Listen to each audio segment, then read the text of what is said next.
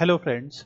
आज के हमारे पावर बीआई के वीडियो ट्यूटोरियल में हम लोग सीखेंगे कि एसक्यूएल सर्वर के लाइव डेटाबेस के साथ पावर बीआई का कनेक्शन कैसे किया जाए।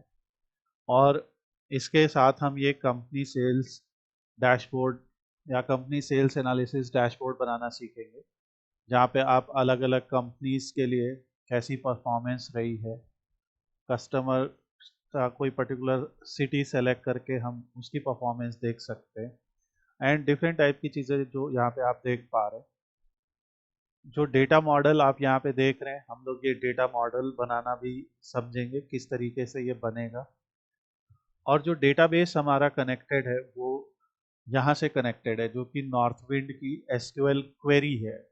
तो ये नॉर्थविंड डेटाबेस है और एसक्यूएल सर्वर पे ये डेटाबेस इंस्टॉल्ड है, जिसके अंदर ये आपके वही टेबल्स हैं जो आप वहाँ से देख पा रहे हैं। तो प्री रिक्विजिट्स क्या क्या हैं, इसके लिए कौन कौन से टूल्स इंस्टॉल करने हैं वो मैंने लास्ट में बताया वीडियो पे। इसके लिए आपको एसक्यूएल सर्वर मैनेजमेंट स्टूडियो और एसक्यूएल सर्वर एक्सप्रेस इंस्टॉल करना है। लिंक मैं वीडियो डिस्क्रिप्शन में शेयर कर दूंगा। इस कोर्स का पर्पस ये है कि हम लोग सीखें कि ये कनेक्शन कैसे हमें इस्टेब्लिश करना है और उसके बाद एक बेसिक डैशबोर्ड कैसे बनाना है। सो चलिए शुरू करते हैं ये कनेक्शन। तो हम लोगों ने अभी तक पावर बीआई में डिफरेंट डिफरेंट टाइप के डेटा सेट्स को लोड किया है, जिसमें हम लोगों ने जो मेनली डेटा सेट्स लोड किए हैं वो आपके एक्सेल वर्कबुक है या फिर एसक्यूएल सर्वर, सॉरी, हमने जो तुम लोगों को दिखाया उसमें एक्सेल वर्कबुक है, माई एसक्यूएल है, ठीक है। और यहाँ से हम लोगों ने माई एसक्यूएल किया, एसक्यूएल सर्वर पे भी हम लोग बात करेंगे। और हम लोगों ने जेसन फाइल ये भी हम कनेक्ट करना सीखेंगे। डिफरेंट डिफरेंट तरीके हैं जो हम लोग यहाँ पे यूज़ कर सकते हैं। तो आज हम लोग थोड़ा एसक्यूएल सर्वर का एग्जाम्पल देखेंगे। एक सिंपल जो हमारा आज का टॉपिक होगा कि एसक्यूएल सर्वर पे अगर हमें डेटा मिलता है, क्योंकि एसक्यूएल सर्वर जो है वो भी पावर बीआई के तरीके से माइक्रोसॉफ्ट ने बनाया है। सो connecting power BI with SQL server. तो इसके लिए हम लोग को थोड़ा सा ये देखना पड़ेगा एसक्यूएल सर्वर होता क्या है और कैसे उसको कनेक्ट करेंगे। ये हमारा आज का टॉपिक है, connecting power BI with SQL server. देखिए एसक्यूएल सर्वर, सबसे पहले एसक्यूएल सर्वर है क्या।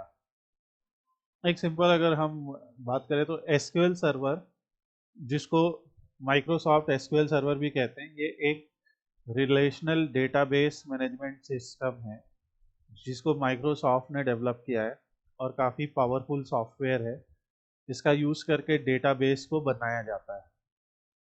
एसक्यूएल सर्वर को कंप्यूटर में इंस्टॉल करने के लिए और यूज़ करने के लिए हम लोगों को एसक्यूएल सर्वर मैनेजमेंट स्टूडियो नाम का एक टूल यूज़ करना होता है। ये जो एसक्यूएल सर्वर मैनेजमेंट स्टूडियो है, इस टूल से हम लोग डेटाबेस को कनेक्ट कर सकते हैं। और जब हम लोग एसक्यूएल सर्वर मैनेजमेंट स्टूडियो को कनेक्ट करते तो आपके सामने यहाँ पे एक इस तरीके का कनेक्शन का प्रॉम्प्ट आता है, जहाँ पे आपको अपने सर्वर का नाम लिखना होता है, सर्वर का टाइप बताना होता है और ऑथेंटिकेशन बताना होता है। हम लोग जब भी किसी डेटाबेस पे कनेक्शन करते तो डेटाबेस को अगर हमें कनेक्ट करना होता है तो डेटाबेस एक सर्वर पे रन कर रहा होता है। उसका सर्वर का आईपी या एड्रेस होता है। जैसे ये कुछ ऐसे हो सकता है कि server dot host name dot com, ऐसा हो सकता है। तो सर्वर का, और या इसका कोई आईपी होता है, जैसे 192, मैं तो लोकल का लिख रहा हूँ बट ऐसा कोई आईपी भी हो सकता है। तो सर्वर का आईपी एड्रेस या इस तरीके का होस्ट नेम होता है। फिर एक यूज़र नेम होता है। तो यूज़र होता है जो कि जैसे आप किसी वेबसाइट में लॉगिन करते हैं तो आपका एक यूज़र नेम और पासवर्ड होता है। उसी तरीके से किसी सर्वर पे भी लॉगिन करने का यूज़र नेम और पासवर्ड होता है। तो सर्वर पे यूज़र नेम या पासवर्ड आपका कुछ, मैं ऐसे लिख देता हूँ ABC123, पर ये जो सर्वर का यूज़र नेम या पासवर्ड है ये हम लोगों को डेटाबेस का सर्वर एडमिनिस्ट्रेटर देता है।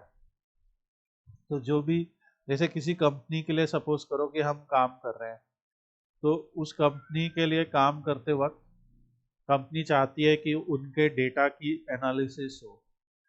हमारे पास भी एक कंपनी का डेटाबेस है, हम उसको अभी कनेक्ट करके दिखाएंगे। तो कंपनी आपको कहेगी कि हमें इसकी डैशबोर्ड रिपोर्ट्स चाहिए, पावर बीआई से बना के दिखाइए।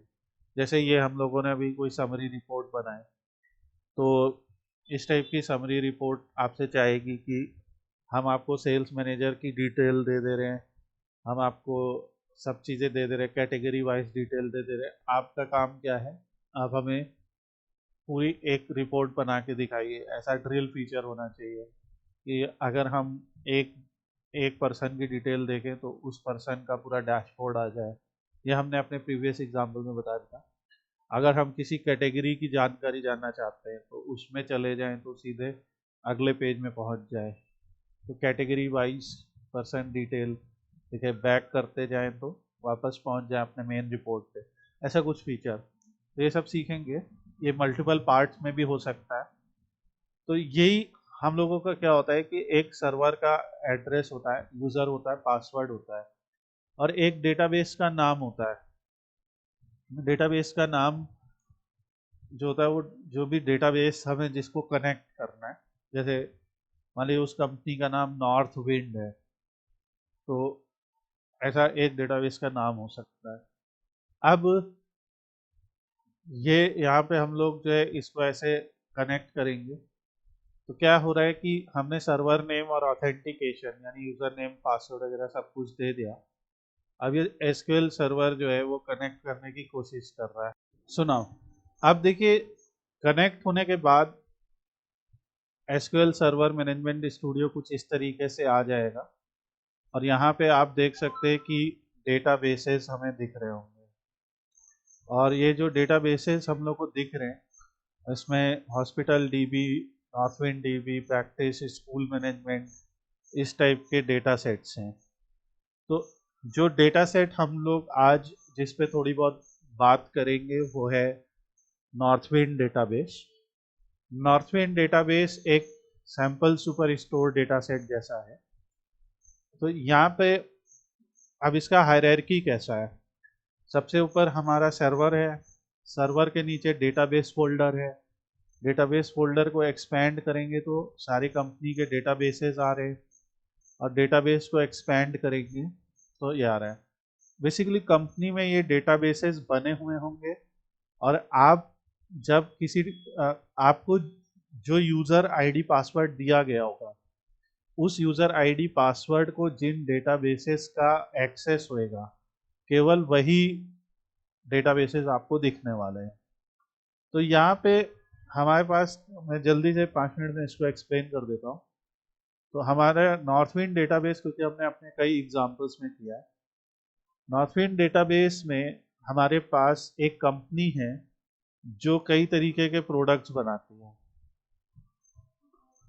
ये प्रोडक्ट्स कई कैटेगरी के होते हैं, तो उन्होंने प्रोडक्ट को कैटेगरी वाइज जो है एक टेबल बना रखा है। डेटाबेस कलेक्शन ऑफ टेबल्स होता है। तो एक टेबल में हमारे पास, जैसे मैं सचिन के लिए थोड़ा सा और इजी करके बता देता हूँ, जो लोग फर्स्ट टाइम इस चीज़ को सुन रहे हैं। एक डेटाबेस में क्या होता है कि डेटा टेबल्स होते हैं, मैं और भी चीज़ें होती हैं, मैं तुम लोग के लिए बेसिक बातें बता रहा हूँ। डेटा टेबल्स, अब ये डेटा टेबल क्या होता है? डेटा टेबल तो वही चीज़ है ना जो हम लोग अभी तक पढ़ते आए हैं, राइट। जैसे हम लोगों ने पढ़ा कि किसी कंपनी के ऑर्डर आए तो वो ऑर्डर कैसे स्टोर होंगे, डेटा टेबल में, ठीक है। एक डेटा टेबल में क्या होता है, कॉलम्स होते हैं। जो डेटा स्टोर होता है वो कॉलम में होता है। जैसे कॉलम कैसे हो सकते हैं, मान लीजिए हम एक स्कूल के टेबल की बात करें तो स्कूल में मान लीजिए एक टीचर टेबल है, तो कॉलम क्या क्या हो जाएंगे, टीचर की आईडी, टीचर का नाम, राइट, वो क्वालिफिकेशन, वो किस क्लास को पढ़ाते हैं, ठीक है, और एक्सपीरियंस कितना है, डेट ऑफ बर्थ कितनी है, राइट। तो एक डेटाबेस में इस तरीके से डेटा टेबल्स होते हैं, column, teacher ID, teacher name, qualification, class, etcetera. इसी तरह अगर स्टूडेंट की टेबल बनेगी तो स्टूडेंट में भी कॉलम होंगे, student ID, student name, student की क्लास, स्टूडेंट का डेट ऑफ बर्थ, उसका ब्लड ग्रुप, एटसेट्रा, राइट। तो एक डेटाबेस इस तरीके के डेटा टेबल्स का कलेक्शन होता है। तो कई सारे टेबल आपस में आप लिंक कर दीजिए तो बनता है एक डेटाबेस। तो अब इसी तरह जो हम लोग आज डेटाबेस पढ़ रहे हैं वो एक ट्रेडिंग कंपनी का डेटा है। ट्रेडिंग कंपनी क्या होती है, जैसे आप किसी ऑनलाइन कंपनी को ऑर्डर करते हैं तो एक ऑनलाइन कंपनी क्या होती है, एक ऑनलाइन कंपनी को सप्लायर जो हैं वो प्रोडक्ट सप्लाई करते हैं, होता है, ऑनलाइन हो ऑफलाइन हो कैसे भी हो, सप्लायर्स जो हैं वो प्रोडक्ट को सप्लाई करते हैं, ठीक है। सप्लायर आए, सप्लायर ने कंपनी को प्रोडक्ट दिए, और कंपनी के प्रोडक्ट डिफरेंट कैटेगरी के होते हैं, ठीक है, जैसे इलेक्ट्रॉनिक है, बुक्स है, फर्नीचर है, ऑफिस सप्लाई है, ऐसे कैटेगरी हो सकती है। नाउ कंपनी इन प्रोडक्ट को किन लोगों को सेल करती है, कस्टमर को, राइट। पर कस्टमर को सेल करने के लिए कस्टमर क्या देता है कंपनी को, ऑर्डर्स, राइट। ये ऑर्डर कस्टमर को, ठीक है, ऑर्डर दिया। तो सिंपल लॉजिक क्या बन रहा है कि सप्लायर प्रोडक्ट सप्लाई कर रहा है, प्रोडक्ट डिफरेंट कैटेगरी के हैं, और कस्टमर जो है वो ऑर्डर कर रहा है, राइट, उन प्रोडक्ट को। तो कस्टमर प्रोडक्ट को ऑर्डर कर रहा है और कंपनी फिर इन प्रोडक्ट को कस्टमर को कैसे भेज रही है, शिपिंग के थ्रू। आपने भेजा ना, देखा होगा कि आपके यहाँ पे भी अलग अलग तरह के शिपिंग प्रोवाइडर आते हैं। तो शिपिंग कंपनी होती है ना जो डिलीवरी करने आते हैं, तो कंपनी ऐसे भेज रही है। तो यहाँ पे ये जितने भी आप नाम पढ़ रहे हैं जैसे supplier, product, category, order, customer, ये सब इस डेटाबेस के टेबल के नाम हैं। तो अभी तक जो हम लोगों ने पावर बीआई में या कहीं पे भी सिंगल सिंगल टेबल पढ़ी है, यहाँ पे क्या है, मल्टीपल टेबल है। अब क्या है, तो ये देखिए एग्जांपल, कैटेगरी टेबल है, कस्टमर टेबल है, एम्प्लॉय टेबल है, ऑर्डर टेबल है, प्रोडक्ट है, शिपर है, सप्लायर है। तो इस डेटाबेस में हम लोगों को जिन टेबल से मतलब है वो ये है। अब जैसे हम एक कोई टेबल देखते हैं तो जब आप किसी टेबल को एक्सपेंड करोगे तो टेबल के अंदर कॉलम आ जाएंगे। जैसे अभी हमने बताया ना कि टीचर टेबल में टीचर का नाम, टीचर की क्वालिफिकेशन, टीचर की कॉन्टैक्ट डिटेल, वैसे ही कस्टमर टेबल आ जाएगा। कस्टमर में अगर हम कहते हैं कि भैया ऊपर की 10,000 रो दिखाइए तो अपने आप हमें डेटाबेस के अंदर दिखने लगेगा कि कस्टमर की आईडी क्या है, कंपनी नेम क्या है, कॉन्टैक्ट नेम क्या है, कॉन्टैक्ट टाइटल, एड्रेस, ये सारी जानकारी दिखने लगेगी, ठीक है। तो ये हमारा जो है होता है। और ये जो आप यहाँ पे देख रहे हैं ये एसक्यूएल क्वेरी है। तो जो एसक्यूएल क्वेरी हम जैसे माई एसक्यूएल में लिखते हैं वैसे ही सेम एसक्यूएल क्वेरी यहाँ पे भी चल जाएगी। अगर मुझे सभी कस्टमर का रिकॉर्ड देखना है तो मैं लिखूंगा select star from customers, same जो क्वेरी हम लोगों ने पढ़ी। तो सेलेक्ट स्टार फ्रॉम कस्टमर्स का मतलब क्या होता है, सेलेक्ट करिए कस्टमर टेबल से सभी रिकॉर्ड, स्टार मतलब सब कुछ, नाम, पता, गांव, सब कुछ। तो ऐसे हम इसको जब एग्जीक्यूट करेंगे तो ये सारा आ जाएगा। अगर यही क्वेरी हम लिख देते हैं select customer ID comma contact name, हम अगर कहते हैं select customer ID contact name और सिटी फ्रॉम कस्टमर्स, तो हमने ये लिख दिया।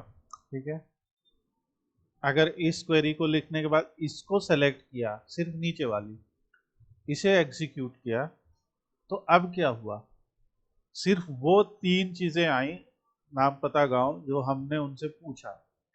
तो अगर आपने स्टार लगाया तो सारा डेटा, आपने कुछ पर्टिकुलर वैल्यूज लगाए तो ये एसक्यूएल कमांड्स होते हैं, जो एसक्यूएल कमांड्स हम लोग और डिटेल में भी समझेंगे, सीखेंगे। आज का हमारा पर्पस है कि पावर बीआई से इसे कनेक्ट कर लेना, इसकी जो टेबल्स हैं, जो जो हमें डिटेल देखनी है वो सारी टेबल कनेक्ट कर लेना और उसके बाद एनालाइज करना। तो जो टेबल हमारे लिए इम्पोर्टेंट है वो है supplier, product, category, shipping, order, customer, order detail और एम्प्लॉइज।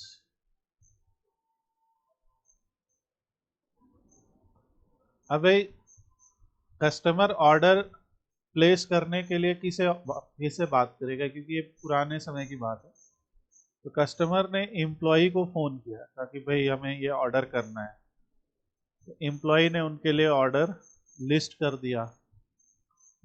अब ऑर्डर में क्या गया, ऑर्डर में प्रोडक्ट गया, प्रोडक्ट को किसी सप्लायर ने सप्लाई किया था, प्रोडक्ट को कोई शिपिंग कंपनी कस्टमर तक पहुंचाएगी। तो इस तरीके से यहाँ पे एक डेटा फ्लो होता है। तो आप हमारे कलर स्टैक पे ये ईआर डायग्राम देख सकते हैं। ये ईआर डायग्राम हमें दिखाता है किस तरीके से हम लोग के ये टेबल आपस में कनेक्टेड है। तो मैं 2 मिनट यहाँ पे पॉज करता हूँ और आप थोड़ा सा इसको देखिए। अगर हम इसका एक स्क्रीनशॉट लेते हैं तो ये बिल्कुल वही जो हम लोग ने अभी देखा। हम लोग किधर से भी शुरू कर सकते हैं। तो कस्टमर जो है उसने ऑर्डर दिया, ठीक है, इस ऑर्डर को एम्प्लॉय ने लिया और ऑर्डर की एक डिटेल है कि उस ऑर्डर में क्या प्रोडक्ट है, क्या उसमें क्वांटिटी कितनी है, कितने किलो चावल, कितने किलो आटा खरीदा। ऑर्डर में जो ऑर्डर प्रोडक्ट किया गया वो ये है, प्रोडक्ट का सप्लायर कोई है, प्रोडक्ट की कैटेगरी कोई है। इस तरीके से ये कनेक्शन होता है। तो जब हम लोग अपने पावर बीआई में इसे कनेक्ट करेंगे तो हम लोगों को इसी टाइप का ईआर डायग्राम जैसे है वहां पे भी डेटा मॉडल प्रिपेयर करना होगा। इस ईआर डायग्राम में ये भी लिखा है कि अगर एम्प्लॉय टेबल है तो एम्प्लॉय टेबल में एम्प्लॉय आईडी है और ऑर्डर टेबल में भी एम्प्लॉय आईडी है। इन दोनों से आपस में लिंक होगा। ये ऑर्डर टेबल में कस्टमर आईडी है, उससे कस्टमर टेबल की कस्टमर आईडी से लिंक होगा। तो ये जो इंटरफेस है यहाँ पे हम लोग अलग अलग कमांड रन कर सकते हैं। जैसे अभी हम एक कमांड रन करें, सेलेक्ट स्टार फ्रॉम ऑर्डर्स। सो अगर हम ये कमांड रन करते हैं तो इस कमांड का रिजल्ट नजर आ जाएगा। ठीक है, तो ऑर्डर टेबल में आप क्या क्या देख रहे हैं कि कस्टमर आईडी है, एम्प्लॉय आईडी है। तो आज जो स्टूडेंट अभी लाइव कनेक्टेड हैं, आप लोगों को सबको मैं ये ईआर डायग्राम भेजूंगा और आप लोगों को 10 मिनट इसको बैठ के देख के याद करना है कि कौन सा टेबल कैसे कनेक्टेड है। जब कभी आप किसी कंपनी के लिए काम करने जाएंगे तो आप उनसे भी इस टाइप का ईआर डायग्राम रिक्वेस्ट कर सकते हैं और वो आपको देंगे। सो सॉरी, तो now there was a call. अब यहाँ पे जैसे ऑर्डर है, ठीक है, तो ये हो गया हम लोग का डेटा की एक बेसिक समझ। अब हम लोग अपना पावर बीआई डेस्कटॉप यहाँ से ओपन करते हैं। अगर हम इस डेटाबेस का एक समरी देखें तो कुछ ऐसा है कि सप्लायर प्रोडक्ट को कंपनी कंपनी को प्रोडक्ट दे रहा है, प्रोडक्ट के ऑर्डर हो रहे हैं और ऑर्डर कस्टमर दे रहा है, ठीक है। तो कुछ जगह पे ऐसा होगा कि कस्टमर जो है वो ऑर्डर दे रहा है और तो डेटा फ्लो कुछ इस टाइप का होगा, ठीक है ना, ऐसा कुछ कस्टमर ऑर्डर दे रहा है और सप्लायर प्रोडक्ट दे रहा है, ऐसे करके जा रहा है। अब ये ऑर्डर को कस्टमर को पहुंचाया भी जा रहा है ना, तो वो पहुंचाने का काम कैसे हो रहा है, वो शिपर कर रहा है, ठीक है। तो यहाँ पे आ रहा है शिपर जो इस सामान को लेके जा रहा है इनके पास, ठीक है, कस्टमर को। और कस्टमर भी ऑर्डर तो दे रहे मगर यहाँ पे बीच में इनका ऑर्डर रिसीव कौन कर रहा है, एम्प्लॉय। कई केस में ये भी तो हो सकता है ये एम्प्लॉय इनको कॉल कर रहे हो, कहे सर आपको ये चाहिए, उन्होंने कहा हाँ चाहिए, एक कोल्ड कॉलिंग से भी सेल होती है ना। तो ये एम्प्लॉय जो है वो ऑर्डर ले रहा है, तो ये तो समझ में आ रहा है ना, ठीक है। अब यहाँ पे क्या हो रहा है कि ये जो हमारा डायग्राम है ये वही है, बस क्योंकि तुम पहली बार देख रहे हो तो थोड़ा सा लग रहा है। और ये वो जो हर टेबल है उस टेबल में यूज हुए कॉलम्स के नाम है, राइट, जिससे हमें एक बार में दिखे। जैसे एम्प्लॉय टेबल में क्या है, first name, last name, title, birth date, hire date, address, city, है ना। सप्लायर में क्या होगा, सप्लायर की कंपनी का नाम, उनका कॉन्टैक्ट नेम, एड्रेस, राइट। तभी मैंने कहा कि मैं ये लिंक आज भेजूंगा तो तुम एटलीस्ट इसको स्टडी करोगे कि कौन से टेबल में क्या कॉलम है, राइट। और क्योंकि इस डेटाबेस पे हम लोग बहुत काम करने वाले हैं, ओके। और बिगिनर के लिए डेटा एनालिसिस जो सीख रहे हैं उनके लिए ये काफी अच्छा डेटाबेस है। अब आते हैं हम लोग, तो ये पावर बीआई आ गया। पावर बीआई में हम गेट डेटा पे जाएंगे, तो यहाँ पे सामने एसक्यूएल सर्वर है, ठीक है, और एसक्यूएल सर्वर पे कनेक्ट करेंगे। जब एसक्यूएल सर्वर पे आप कनेक्ट करेंगे तो ये हमसे पूछ रहा है कि आपका डेटा किस सर्वर पे है और आपको उस सर्वर पे कौन सा डेटा बेस कनेक्ट करना है। तो जब आप अपने सर्वर पे जाएंगे तो यहाँ पे आपको, यहाँ से आपको जो है डेटाबेस का नाम मिलेगा, प्रॉपर्टी में जाएंगे, ये सर्वर का नाम है, ठीक है। सर्वर का नाम हम ऐसे कॉपी कर लेंगे। ट्यूटोरियल के स्टार्टिंग में मैंने बताया था आप लोग को कि जो सर्वर के नाम होते हैं वो, क्योंकि मेरा तो एक लोकल होस्ट का है, पर आप अगर डायरेक्ट किसी कंपनी के सर्वर से कनेक्ट करेंगे तो उसके नाम कुछ ऐसे भी हो सकते हैं, server.hostname.com, या कोई आईपी एड्रेस भी हो सकता है, ठीक है। अभी मैं ऐसे ही लिख दे रहा हूँ डमी आईपी एड्रेस, जानबूझ के मैं यहाँ 4 जोड़ रहा हूँ, ऐसा आईपी एड्रेस कभी होगा नहीं, और ऐसा एक आईपी एड्रेस होएगा, यूजर नेम होगा, पासवर्ड होगा और डेटाबेस होगा, ये सब चीजें पूछेगा हमसे। तो सर्वर सर्वर में हम ये लिख देते हैं, और डेटाबेस का नाम क्या है देखिए, नॉर्थविंड। तो NORTHWIND जैसा लिखा है वैसा कॉपी कर लेते हैं और ओके करेंगे। अब क्या है कि ये जो एसक्यूएल सर्वर मैनेजमेंट स्टूडियो है ये सिर्फ एक ऐसा सर्वर एक्सप्लोरर टूल है जो उस सर्वर को एक्सप्लोर कर रहा है। अगर आपके पास ये नहीं है और फिर भी आपके पास डेटाबेस का डायग्राम है, आपके पास होस्ट नेम है, सब कुछ है, तो आप सिर्फ पावर बीआई से भी इसे कनेक्ट कर सकते हैं। और देखो आपके सामने हमारे सारे टेबल्स आ गए। तो हमें जो चाहिए, कस्टमर चाहिए, एम्प्लॉय चाहिए, हमें 8 टेबल चाहिए, ऑर्डर चाहिए, प्रोडक्ट चाहिए, हो गए 4, हमें शिपर चाहिए 5, सप्लायर चाहिए 6, कैटेगरी 7 और ऑर्डर डिटेल 8। हमें इतनी चीजें चाहिए यहाँ से। क्योंकि हमें 8 टेबल से, क्योंकि हमें पता है कि यह 8 टेबल मेन है जो हमने यहाँ बनाया है। अच्छा, you are taking responsibility as a हाँ, और हमारे पास इसके क्वेश्चंस भी हैं। वो उन क्वेश्चंस में यही 8 टेबल हैं, तो जो भी हम लोग पढ़ेंगे वो इन 8 टेबल्स पे पढ़ेंगे, क्योंकि ये मेन है। बाकी जो टेबल हैं वो एक्चुअल टेबल नहीं है, आप देख सकते हो, वो व्यूज हैं। जैसे सेल्स बाय कैटेगरी, इनवॉइस, तो ये व्यूज हैं। हाँ, ये कुछ और है जैसे कस्टमर डेमोग्राफिक डिटेल, ये वो, सो वो आप यूज कर सकते हो, बट लेट्स बिगिन। और यहाँ पे इनफैक्ट अगर जैसे हम जाते हैं मान ली रीजन टेबल में, हम कहते हैं सेलेक्ट रोज, तो रीजन में जैसे ये लिखा है ईस्टर्न, वेस्टर्न, नॉर्थ, एटसेट्रा, ठीक है।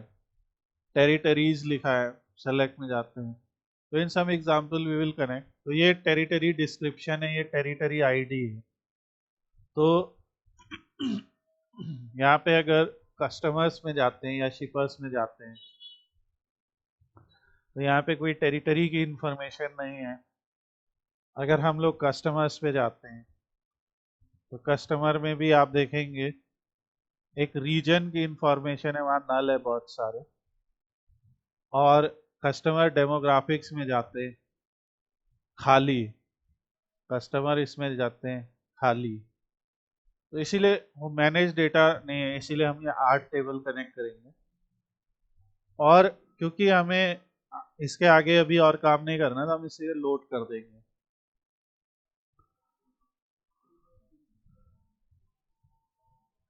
सो ये हमारी 8 टेबल यहाँ पे आ गई, 3 3 6 एन 2 8। और जब हमारा ये वर्क हो जाए कनेक्ट करने का, तो हम लोग इसे सेव कर देंगे। सो सेव करने के बाद अब आप यहाँ पे अपना टाइटल दे सकते हैं जो हमने किया। तो मैं जस्ट फॉर रेफरेंस, क्योंकि हम लोग तो एक ट्यूटोरियल की तरह से कर रहे हैं, तो SQL server to power BI connection,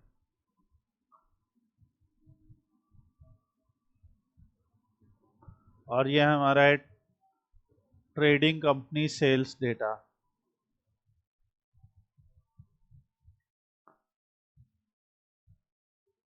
और इस तरीके से हम अपनी हेडिंग प्रिपेयर कर लेते हैं। और बोल्ड फॉन्ट साइज ले लेते हैं 28 या अराउंड, 24 भी चलेगा। और बाकी आप अपने इसको अच्छी तरीके से और अच्छा टाइटल लिखिए। मैं तो सिर्फ, क्योंकि मैं इसको एज अ ट्यूटोरियल चैप्टर पढ़ा रहा हूँ, एफेक्ट्स में जाके हम शेडो ऑन कर देते हैं ना। एक और चीज़ मैं आप लोगों को बताना चाहता हूँ कि जब ये डेटा हम लोग का कनेक्ट हो जाएगा, तो हम लोगों को यहाँ से मॉडल व्यू में भी जाना है, और मॉडल व्यू में जाके देखना है कि क्या क्या यहाँ पे ये कनेक्ट कर पाया है। और देखिए एसक्यूएल सर्वर का बेनिफिट देखिए, क्योंकि एसक्यूएल सर्वर में से जब हमें डेटाबेस मिला था, तो ऑलरेडी वहाँ से उन्होंने सारे क्वेरीज और वगैरह सब लिख के दिए थे। तो इस वजह से सारे के सारे टेबल देखिए आपस में अपने आप कनेक्टेड हो गए। और इनको आप अगर अरेंज करें तो ये बिल्कुल वैसा दिखेगा जैसे प्रोडक्ट से सप्लायर और कैटेगरी कनेक्टेड है। तो आप देख सकते हैं कि प्रोडक्ट से सप्लायर और कैटेगरी कनेक्टेड है। फिर ऑर्डर डिटेल बीच में है, ऑर्डर डिटेल बीच में ले आए, ऑर्डर डिटेल से ऑर्डर कनेक्टेड है, ऑर्डर से एम्प्लॉय सप्लायर कनेक्टेड है, और ऑर्डर से ही कस्टमर कनेक्टेड है। तो उस डायग्राम के बेसिस पे ये डायग्राम अपने आप ही प्रिपेयर हो गया हमारे लिए। और अगर नहीं किया होता तो फिर हम लोग क्या करते कि यहाँ से जैसे जैसे ये कॉलम्स आपस में कनेक्टेड है, जैसे हमने प्रीवियस क्लासेस में किए, वो हम लोग कर लेते। और ऐसा करके जब ये मॉडल बन गया, अब आप इस पावर बीआई फाइल को किसी को भी शेयर कर सकते हैं और हम लोग वो भी अभी आगे करेंगे। और इसमें ये कि बहुत सारे हम लोग क्वेश्चंस का आंसर कर सकते हैं। अब जैसे यहाँ पे हमको जानना है कि कैटेगरी वाइज प्रोडक्ट की जानकारी, तो हम लोग यहाँ से, क्योंकि हम अगर प्रोडक्ट टेबल देखते हैं सबसे पहले, ये देखिए सारे टेबल भी यहाँ पे आ गए। मुझे एक चीज दिख रही है, ये प्रोडक्ट में जो यूनिट प्राइस आ रहा है वो यूनिट प्राइस में रुपी सिंबल आ रहा है, जबकि डेटा सेट के अकॉर्डिंग ये यूरो है, सॉरी ये है। तो डेटा सेट के अकॉर्डिंग जो सिंबल है वो आप ले लीजिए, और अगर कहीं पे भी आपको करेंसी सिंबल में डिफरेंट आ रहा है, जो हमारा मेन टेबल यहाँ पे रहेगा वो ऑर्डर डिटेल है, ठीक है। क्योंकि जो ऑर्डर डिटेल है उसमें भी हमें ये चेंज करना पड़ेगा। तो ऑर्डर डिटेल में क्या है कि हमारे पास सभी प्रोडक्ट के प्राइस दिए हैं और क्वांटिटी दी है। तो एक्चुअल सेल्स प्राइस कितना होगा, राइट? क्योंकि यहाँ पे ये दिया है कि ये जो प्रोडक्ट आईडी 65 है, ओके 65, तो प्रोडक्ट आईडी 65 देखते हैं। प्रोडक्ट आईडी 65 का यूनिट प्राइस 21 है, राइट? और अगर हम ऑर्डर डिटेल में जाते हैं तो प्रोडक्ट आईडी 65 का यहाँ पे यूनिट प्राइस 16 है, यानी इन्होंने कुछ डिस्काउंट या समथिंग करके दिया होगा, ठीक है। तो जो वॉट एवर है, तो इसकी जो सेल्स वैल्यू होगी वो क्या होगी, हम यहाँ पे एक कैलकुलेटेड कॉलम बना देंगे ना। सो यहाँ पे हम एक मान लीजिए सेल्स नाम का कॉलम बना ले रहे हैं, और हम लिख दे रहे हैं यूनिट प्राइस मल्टीप्लाइड बाय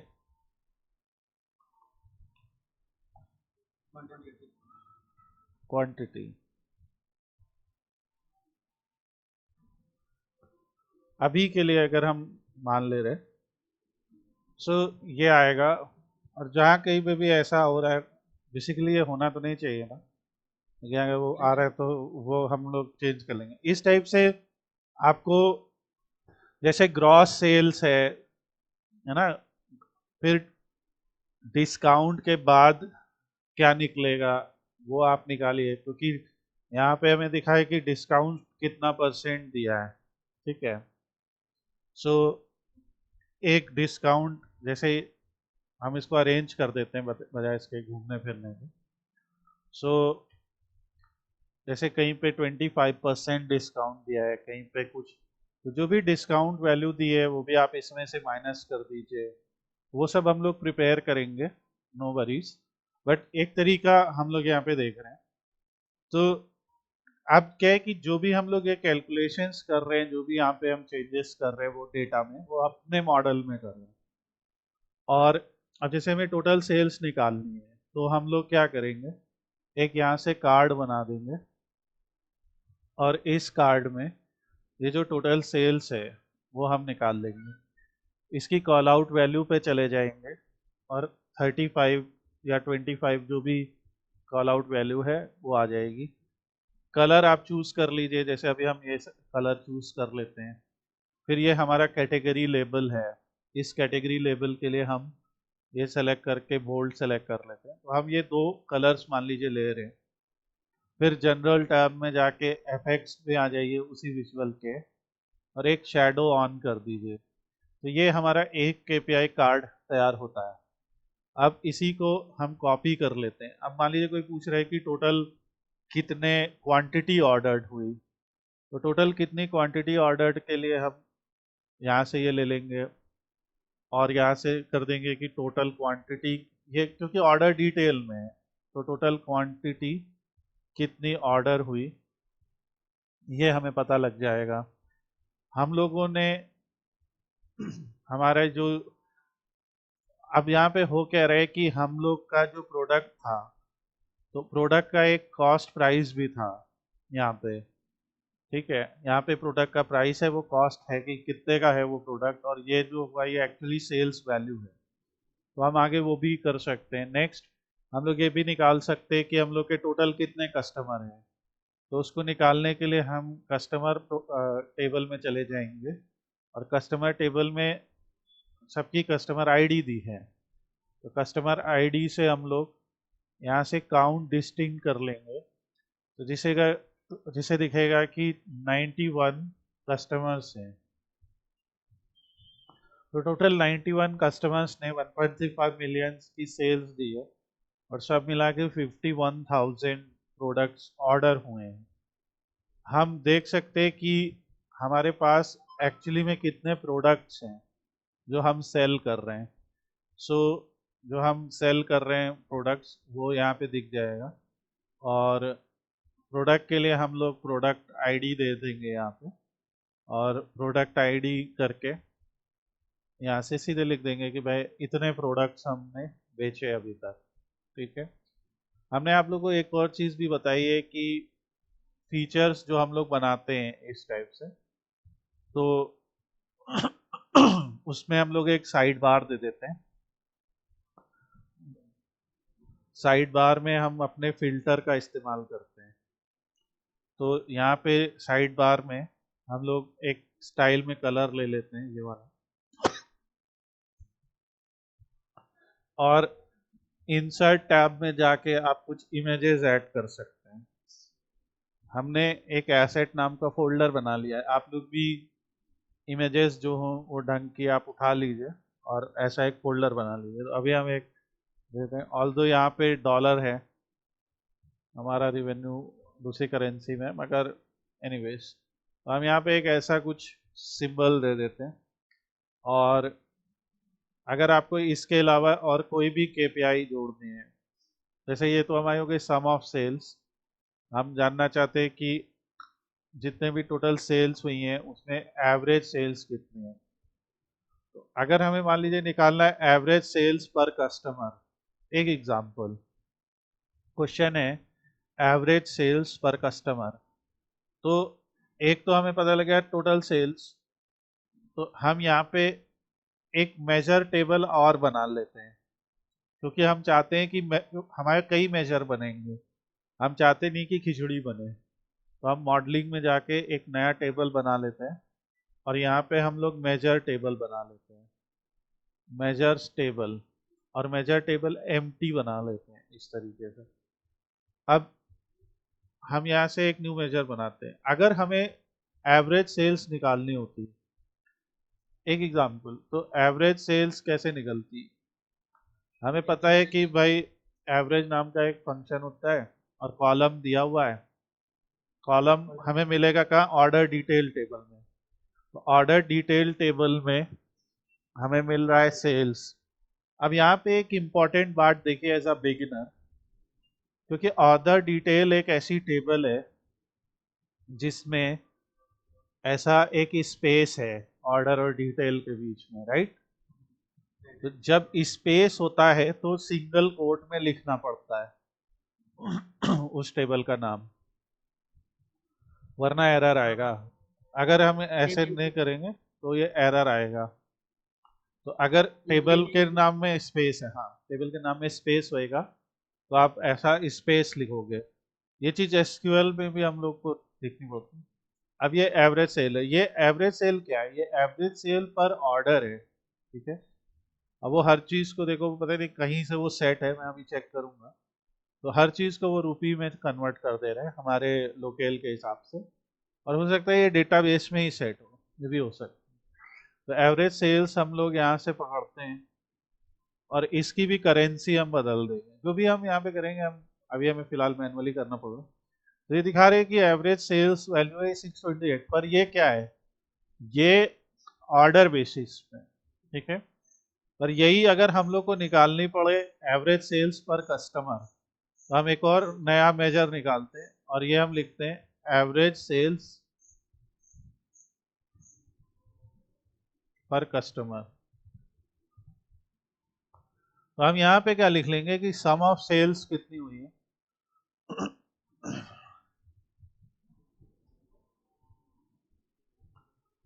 ठीक है, और डिवाइडेड बाय डिस्टिंक्ट काउंट और कस्टमर आईडी। सर पर कस्टमर के लिए एवरेज रेट नहीं लगा सकते। एवरेज एक्स का यहाँ कोई पर्पज नहीं, यहाँ पे हमें दो अलग अलग जगहों से डेटा करना है। एवरेज एक्स तो तब होगा जब आपको रो बाय रोज करना है। यहाँ तो एवरेज एक्स तब काम करता कि मान लो हमने ये सेल्स कॉलम नहीं बनाया होता, क्योंकि उस सेल्स कॉलम में एक्चुअली में हम लोगों ने एक कैलकुलेशन यूज किया है। तो आपसे अगर कोई फिर एवरेज पूछ लेता तो आप रो बाय रो आंसर नहीं दे पाते। वहां पे एवरेज एक्स यूज होता कि बिना इस कॉलम को बनाए एवरेज निकालना। तो अब आप यहाँ पे लिख देते कि एवरेज कैलकुलेट कर लेते एवरेज, ठीक है।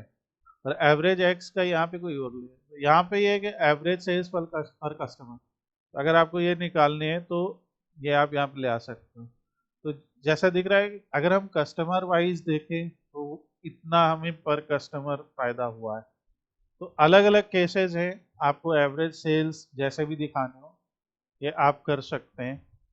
नाउ इसके बाद यहाँ पे हमारे पास बहुत सारे फिल्टर्स हैं। तो जैसे हम एक स्लाइसर लगा लेते हैं, जब प्रोडक्ट ऑर्डर हो रहा है तो किसी ना किसी कैटेगरी का है, तो हम लोग को ये स्लाइसर लगाना है।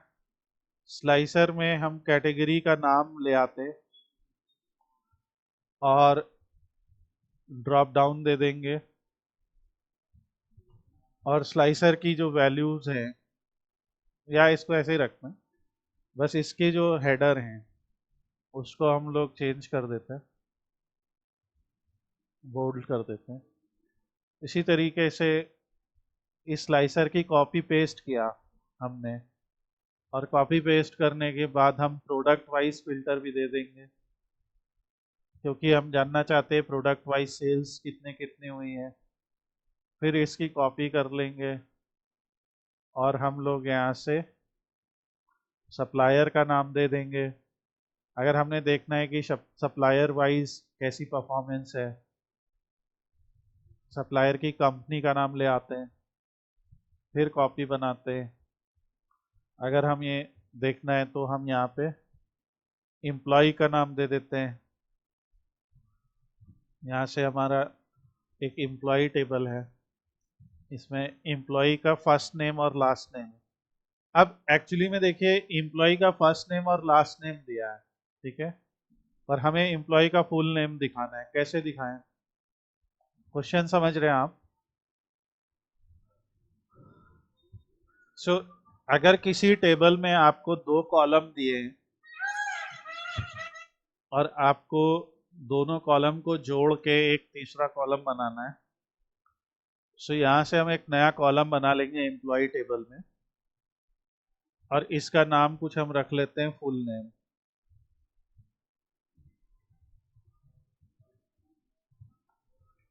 और फुल नेम रखने के बाद हम यहाँ पे लिखेंगे कॉन्कैटिनेट फंक्शन। कॉन्कैटिनेट कहता है कि पहला और दूसरा। तो पहला हो गया क्या? फर्स्ट नेम,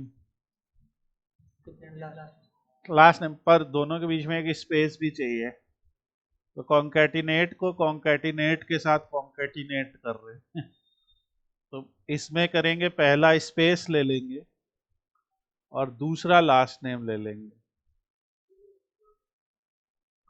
तो ऐसे आप एक खिचड़ी बना सकते हो। सो इसमें हमने कहा एम्प्लॉय फर्स्ट नेम, नहीं, कॉन्कैटिनेट फंक्शन में एंड लगाने की नहीं जरूरत है, ठीक है। ये एक तरीका है, दूसरा वो एंड वाला तरीका भी है। तो इस तरीके से हमारा इजीली हो जाएगा। तो अगर हम यहाँ पे देखते हैं तो ये देखिए फुल नेम आ गया ना, नैन्सी डेवेलियो, ये लो वो लो। सो ये है। दूसरा क्या है कि इनके नोट्स दे वो तो ठीक है, इन एम्प्लॉयज़ की इन्होंने कोई ऐसे, अब जैसे डेटाबेस में ये है यूआरएल पर ये एग्जिस्ट नहीं करता, तो हम लोग क्या कर सकते हैं कि कुछ ऐसे 9 इमेजेस ले सकते हैं जो हमने लास्ट एग्जांपल में देखा, जिसमें हमने सेल्स मैनेजर की इमेज डाली थी, वो भी हम लोग करेंगे अगले पार्ट में। सो ये है कि हमारा एक डेटा है। अब जो भी आपकी टोटल सेल्स हुई है, अब जैसे यहाँ एम्प्लॉय का नाम, हाँ जो किया हमने, तो ये फिल्टर में दे दिया एम्प्लॉय नाम। अब जेनेट लेवलिंग ने कितना किया, पूरा ये दिखेगा, ठीक है। अब ऐसी नंबर ऑफ कस्टमर्स नहीं बदलेंगे क्योंकि वो एक फिक्स डेटा, और हो सकता है इन्होंने सब डील किया हो। इसी तरीके से एम्प्लॉय नेम के बाद हमें कस्टमर का सिटी भी चाहिए, क्योंकि कस्टमर अलग अलग शहरों से ऑर्डर कर रहे हैं, तो कस्टमर का सिटी आ गया यहाँ पर इसका जो रीनेम करना पड़ेगा हमें, वो कस्टमर सिटी करना पड़ेगा, क्योंकि एम्प्लॉय का भी सिटी है डेटाबेस में, तो हमें कंफ्यूज नहीं होना है, ठीक है। कस्टमर सिटी के बाद हम लोग कंट्री भी ले सकते हैं, कस्टमर की कंट्री, तो यहाँ से एक डेटा ले लिया, रीनेम कस्टमर कंट्री। बेसिकली होता क्या है कि जो हमारे इंपॉर्टेंट फील्ड्स होते हैं जिनको हम लोग फिल्टर्स में ले लेते हैं, हम उन्हीं के वाइज डेटा भी दिखाते हैं। जैसे कैटेगरी वाइज है, तो हमें अगर कैटेगरी वाइज सेल्स दिखानी है, तो एक छोटा सा यहाँ पे ग्राफ बना लेते हैं और उस ग्राफ में ले लेते हैं कैटेगरी वाइज सेल्स। तो एक हम यहाँ पे लेते हैं और प्रोडक्ट की जो कैटेगरी नाम उठाया, 9 है कैटेगरी, तो मेरे लिए बेटर ही होगा कि हम एक यहाँ पे बाट नहीं, 9 दिखाने के लिए डोनट दिखा सकते हैं, मगर वो थोड़ा सा रीडेबिलिटी नहीं अच्छी आएगी। तो कैटेगरी नेम वाई एक्सिस पे जो टोटल सेल हमने बनाया वो ले लिया, तो हमें दिखेगा सबसे ज़्यादा जो है प्रोडक्ट जो बिके हैं वो बेवरेजेस कैटेगरी के बिके हैं। यहाँ से भी इसको हम थोड़ा सा वो कर लेते हैं, जनरल टैब में इफेक्ट्स में शेडो ऑन कर लेते हैं। देन जो हमारा विजुअल है वो सब ठीक है, बस टाइटल हम थोड़ा सा सही कर लेंगे। सो सम ऑफ सेल्स बाय कैटेगरी ठीक है, बोल्ड कर लिया, अलाइन सेंटर कर लिया। अब बस इसी के हिसाब से करते जाए। दूसरा है प्रोडक्ट नेम, इसी तरीके से some of sales by product name देख लेते हैं। तो प्रोडक्ट हमारे पास है 71, तो सॉरी 91 है। नहीं, यहाँ पे एक गलत हो रहा है, रुक जाओ। कस्टमर है, प्रोडक्ट 91 नहीं है, ये कुछ गलत हो गया, काउंट डिस्टिंक्ट था, 77 है। अब आया सही। तो हमारे पास जो सम ऑफ सेल है, इसमें एक्स एक्सिस पे हम प्रोडक्ट्स लिख देते हैं। सो प्रोडक्ट का नाम हमने यहाँ पे दे दिया, तो यहाँ पे अपने आप एक स्क्रॉल बार बन जाएगा। इसके लिए हम ये वाला भी दे सकते हैं। तो इसमें दिख रहा है कि प्रोडक्ट नेम वाइज सेल्स अगर देखें तो एक प्रोडक्ट है कोटे दे ब्लाय करके, इसकी सेल सबसे ज़्यादा हुई है। फिर हमारे पास एक ऑर्डर जब आता है, तो ऑर्डर की जो डिटेल है वो ऑर्डर डिटेल टेबल में है, तो वहाँ से हमें पता लगता है, मगर एक ऑर्डर्स भी है। तो यहाँ से हम आएंगे और जो नहीं चाहिए, और यही मजा है कि 8-9 टेबल वाले के साथ काम करने का। ऑर्डर्स है, ऑर्डर में ऑर्डर डेट दे रखी है, तो हम लोग एक हम सेलेक्ट नहीं करेंगे, हम नहीं सेलेक्ट कर रहे, ठीक है। हमने ऑर्डर डेट ले लिया, ये नहीं, हम बाहर क्लिक कर रहे हैं, हमने ऑर्डर डेट ले लिया, बाहर क्लिक किया, राइट। और ऑर्डर डेट वाइज फिर हम चले गए जो ऑर्डर डिटेल्स में से सेल्स ले लिया, तो ये अपने आप देखिए एक टेबल चार्ट हमें प्रिफर कर रहा है। बस फिर आप इसे लाइन में बदल लीजिए। और ये आपने भी सीखा है कि जब लाइन में हम बदलते हैं तो लाइन में वो हम लोग को 3-4 हायरार्की दिखाता है। तो अगर आपको फॉर एग्जांपल मंथ वाइज देखना है, तो आप ये क्लिक कर दीजिए 2 बार और मंथ वाइज आ जाएगा। और हम लोग तो हमें मंथ वाइज दिखेगा, तो मंथ वाइज दिख रहा है कि अप्रैल में सबसे ज़्यादा सेल होती है, वो हमने यहाँ से ले लिया। This will be sum of sales by month, ठीक है। फिर कंपनी नेम है, ये कंपनी नेम है उसका, कस्टमर का, सप्लायर का। तो यहाँ से हमें कंफ्यूजन हुआ तो ये रीनेम कर लेना चाहिए, सप्लायर नेम। ठीक इसी तरीके से हम देख लेते हैं कि सप्लायर वाइज टॉप सप्लायर कौन से हैं। तो हम एक ट्री मैप ले लेते हैं क्योंकि हमें पता है बहुत सारे सप्लायर हैं। तो एक ट्री मैप में क्या कोई ऐसा सप्लायर जो स्टैंड आउट करता है, तो सप्लायर की कंपनी नेम यहाँ पे देते हैं और डिटेल में हम लोग सेल्स देते हैं। तो यहाँ से सेल्स ले लेते हैं, तो वैल्यू में आ जाएगी सेल्स। और इससे पता लगेगा कि ये जो ऑक्स जो भी लिखा है, शहादत पढ़ के सुनाओ क्या लिखा, क्या लिखा है, ऑक्स, जोयोक्स, एक्लस या टिकस जो भी लिखा है इसमें, ऐसे बहुत सारे अच्छे नाम हैं। तो जो भी लिखा है, तो हम लोग जो है बेसिकली हमारा आइडिया ये है कि हम देखना चाहते थे और हम देख रहे हैं use of different different charts. अगर आपने देखा खूब सारे वैल्यूज हैं तो हम ट्री मैप प्रीफर कर रहे हैं, कुछ ज्यादा ही वैल्यूज हैं तो हम ट्री मैप नहीं दिखाएंगे, कुछ 20 के अराउंड है तो हम ट्री मैप ले ले रहे हैं, अगर 8-9 के अराउंड है तो हम नॉर्मल बार चार्ट ले ले रहे हैं। लाइन चार्ट है, हमें पता है 12 ही वैल्यूज है, और लाइन चार्ट वैसे भी एक कन्फाइंड एरिया में ही आएगा, ठीक है।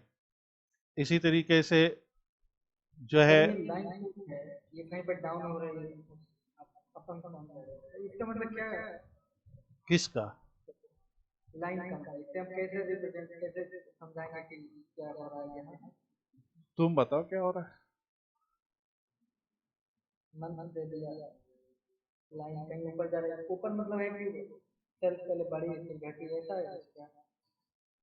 और क्या है, यहाँ एक्स एक्सिस पे मंथ दिया है, हर मंथ में सेल कितनी कितनी हुई है वो दिख रहा है। जून में, जून में कम हुई है, सबसे ज्यादा अप्रैल में हुई है। इसमें एवरेज लाइन अगर कुछ बनती होगी तो वो मैंने सिखाई थी कि आप यहाँ पे जाके एक एवरेज लाइन ले लीजिए, तो उस एवरेज लाइन से आपको पता चलेगा कि कौन से ऐसे मंथ्स हैं जिसमें सेल्स एवरेज से कम हुई हैं, कौन से ऐसे जिनमें सेल्स एवरेज के एकदम देखो एवरेज जैसी हुई है, इसमें ऊपर हुई है, ये डेटा दिखेगा आपको। और आते हैं अब इसमें, जैसे एक और फील्ड मैप लेते हैं क्योंकि हमारे पास बहुत सारे कंट्रीज भी हैं, कस्टमर की कंट्रीज है, या ऑर्डर जब आया है तो ऑर्डर की भी एक कंट्री है। तो जो सा भी लेना हो, तो हमने क्योंकि कस्टमर के लिया है तो हम कस्टमर कंट्री वाइज देखना चाहते हैं, तो कस्टमर की कंट्री हमने लोकेशन में ले ली, और टूल टिप में हम लोग टोटल सेल्स वैल्यू ले लेते हैं।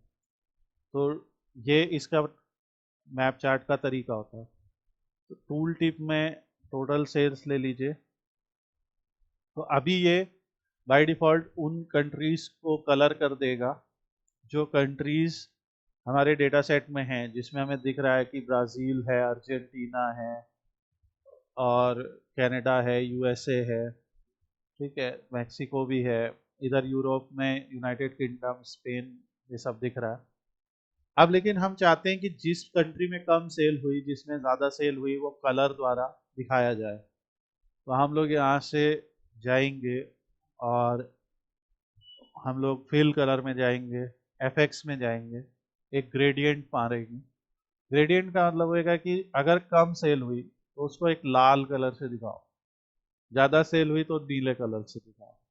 और ये काउंट ऑफ कंट्री पे नहीं लगेगा, ये ऑर्डर डिटेल में जो सेल्स वैल्यू है उसके आधार पे ये लॉजिक लगेगा कि अगर उस कंट्री का नाम लोएस्ट वैल्यू के करीब आ रहा है तो लाल कलर से दिखाओ, हाईएस्ट वैल्यू के करीब आ रहा है तो एकदम डार्क नीले कलर से दिखाओ, या इस कलर से भी दिखा सकते हो।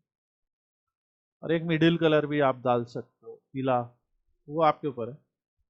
तो ऐसे देखिए लाल नीला पीला हो गया, तो इससे आपको साफ आइडिया लगेगा कि कौन से ऐसे देश हैं जहाँ पे मिडिल में है, जैसे ब्राज़ील में मिडिल में दिख रहा है, डार्क नीले में यूएस दिख रहा है, और लाल में अर्जेंटीना दिख रहा है, और इधर भी कुछ दिख रहे हैं, जैसे पोलैंड दिख रहा है, नॉर्वे दिख रहा है। सो ये इस तरह से आपका चार्ट बन जाएगा। यह है सेल्स बाय कंट्री। इसी तरह अगर आपको सिटी वाइज चाहिए तो आप मैप ले सकते हो, पर हम लोग और डेटा देखें। अब यहाँ पे जो भी हम लोगों ने अभी तक जैसे दिखाया, तो इसमें हम लोग के पास में ये आ गया, बहुत इंपॉर्टेंट चीजें सारी आ गई। कैटेगरी वाइज कस्टमर से भी हमने देख लिया, और हम कस्टमर वाइज भी देखना चाहते हैं कि कौन से कस्टमर ने सबसे ज़्यादा किया। तो हम एक इम्पॉर्टेंट चीज़ यहाँ पे तो फनल चार्ट भी ले सकते हो। ऑल्दो कस्टमर 91 है, फनल चार्ट सबसे आइडियल चार्ट नहीं हुआ, बट मैं एक एग्जांपल दिखाना चाहता हूँ। तो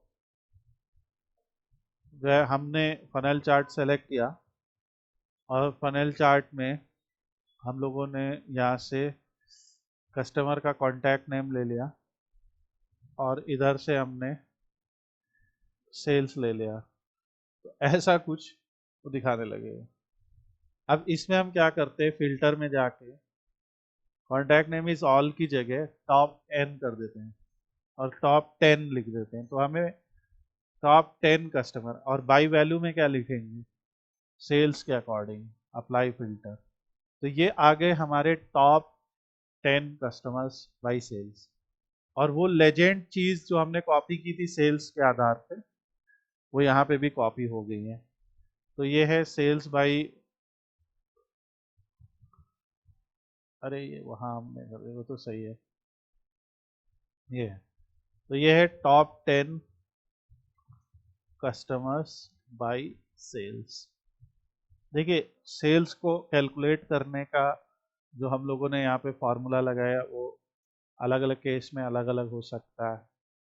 gross sales, revenue, earning before income, earning before income and interest and tax, इस टाइप के बहुत सारी चीज़ें हो सकती है। ठीक है, एक्सपेंसेस क्या हुए आपके, सब चीज़ें हो सकती है। तो उसके बेसिस पे एक्चुअल रिवेन्यू निकलेगा। बट हमारा आज का पर्पस क्या है, हमने देखिए सीखा क्या, हमारा जो डेटा सेट था वो कुछ ऐसे एक एक्सटर्नल ही डेटाबेस में दिया था, जो किसी सर्वर पे रन हो रहा है।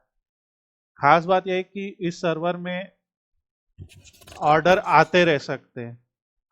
यहाँ पे ऐसा हो सकता है कि अभी भी डेटा भरता जाए, मतलब जब एक नया ऑर्डर आए तो ये भर जाए। मगर हम लोगों को क्या करना है, हम लोगों को उसके आधार पे एक ऐसा डैशबोर्ड बनाना, जिस डैशबोर्ड में लाइव, तो हमने एसक्यूएल सर्वर से सीधा लाइव कनेक्शन मारा और इसको दिखाया। ठीक है, तो ये इंपॉर्टेंट चीज़ है। तो हम यहाँ पे एसक्यूएल सर्वर को हाईलाइट करें, क्योंकि हम बताना चाहते हैं कि भाई हमने एसक्यूएल सर्वर से किया, और ट्रेडिंग कंपनी का सेल्स डेटा है। तो अब ट्रेडिंग को हटा दे, कंपनी सेल्स डेटा बहुत है अपने आप में समझाने के लिए। तो ये हमने एक सीधे कंपनी के सेल्स डेटा के साथ कनेक्शन बनाया। आप लोग का यही टास्क है। हमने यहाँ पे कुछ ही फैक्टर्स लिए, आप लोग को यहाँ पे मल्टीपल फैक्टर्स को लेना है। और एक हमने ये जो रिपोर्ट बनाई है, समरी रिपोर्ट बनाई है, राइट। अब आपको नहीं लगता ही कि एक रिपोर्ट बननी चाहिए जहाँ पे हमें कस्टमर वाइज समरी देखनी चाहिए, कि कस्टमर को सेलेक्ट, या कस्टमर का नाम, ठीक है ना, कस्टमर का सिटी, कस्टमर का रीजन, और कस्टमर ने कौन सा प्रोडक्ट खरीदा, एक ग्रुप बनाए कि कस्टमर वाइज परफॉर्मेंस। इसी तरह से एक एम्प्लॉय परफॉर्मेंस भी तो बनेगा, राइट, कि कौन से एम्प्लॉय ने सबसे ज़्यादा सेल्स कराई है, कौन से एम्प्लॉय ने सबसे कम सेल्स कराई है। तो एक एम्प्लॉय परफॉर्मेंस भी बनेगा। तो इसी प्रोजेक्ट के सेकेंड पार्ट में हम लोग उस पर बात करेंगे। और आज ही हम लोगों ने एक और वीडियो अपलोड किया है अपने इसी चैनल पर, जिसमें हम लोगों ने एम्प्लॉय वाइज परफॉर्मेंस पे हम लोगों ने बात की है, जिसमें हम लोगों ने ड्रिल थ्रू फीचर का यूज़ किया है। तो वो सारा हम लोग अपने नेक्स्ट क्लास में डिस्कस करेंगे। टिल देन आप लोग इतना ट्राई करें और करें इसके लिए। लेकिन जो रिक्वायरमेंट्स है वो ये है कि आप लोगों को चाहिए 2 टूल, और वो 2 टूल क्या है वो मैं अब आपको बताता हूँ, और ये वीडियो के स्टार्टिंग में भी मैं बताऊंगा। सो एक चाहिए एसक्यूएल सर्वर मैनेजमेंट स्टूडियो, ठीक है, ये आपको चाहिए होगा। और एक चाहिए होगा एसक्यूएल सर्वर एक्सप्रेस 2019 या 2022, जो भी आप डाउनलोड करना चाहते हैं। तो पहले आप लोगों को ये टूल चाहिए होगा, ठीक है, एसक्यूएल सर्वर एक्सप्रेस और एसक्यूएल सर्वर मैनेजमेंट स्टूडियो, ये दोनों इंस्टॉल करने पड़ेंगे। पहले आप एक्सप्रेस इंस्टॉल करके, ये बेसिकली सर्वर बनाएगा, और एसक्यूएल सर्वर मैनेजमेंट स्टूडियो ये जो टूल है ये सर्वर से कनेक्ट करेगा। फिर जब आप ये दोनों इंस्टॉल कर लेंगे तो नेक्स्ट पार्ट में ये जो डेटाबेस है, इस डेटाबेस को कैसे आप लोग को चाहिए, राइट, क्योंकि ये डेटाबेस तो मेरे पास है एज अ टेबल है, राइट। तो ये डेटाबेस एज अ क्वेरी मैं आप लोगों को दूंगा, और आप लोगों को सिखाऊंगा कि किस तरीके से इस डेटाबेस को आप लोग को इंस्टॉल करना है। आज का पर्पस सिर्फ इतना था देखना कि अगर एसक्यूएल सर्वर का एक्चुअली में डेटाबेस है तो उसे कनेक्ट कैसे करना है, आज का ये था। तो ये उन लोगों के लिए था कि जिनके पास एसक्यूएल सर्वर का क्रेडेंशियल्स हैं और उन्हें कनेक्ट करके दिखाया गया। पर क्योंकि हमें चाहिए होगा कि हमें भी एक डेटाबेस चाहिए, तो कल आप लोगों को एसक्यूएल सर्वर में एक बेसिक डेटाबेस कैसे बनाना है ये बनाना सिखाया जाएगा। See you in the next class.